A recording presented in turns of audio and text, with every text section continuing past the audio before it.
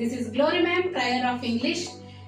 నేను నీకు ఇంగ్లీష్ నేర్పిస్తా, నీతో ప్రాక్టీస్ చేపిస్తా, వాళ్ళు నిన్ను నవ్విపిస్తారు, అతను ఆమెను ఏడిపిస్తాడు అనే సెంటెన్స్ ఉంటాయి కదా, వాటిని ఇంగ్లీష్ లో ఎలా ట్రాన్స్లేట్ చేయాలనేది ఇప్పుడు చూడబోతున్నాం. Let's see.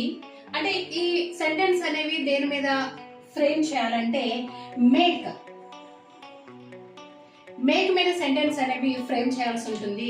చూడండి, ఇక్కడ నేను కొన్ని రాసి పెట్టాను. చూడండి, నేను నిన్ను నవ్విపిస్తా అని తెలుగు సెంటెన్స్ ఉంది కదా, దాన్ని ఇంగ్లీష్ లో translate. I make you laugh. I make you laugh. Next, వాళ్ళు నిన్ను గెలిపిస్తారు. వాళ్ళు నిన్ను గెలిపిస్తారు. They make you win. They make you win. ఆమె వాళ్ళని ఆడిపిస్తుంది. ఆమె వాళ్ళని ఆడిపిస్తుంది.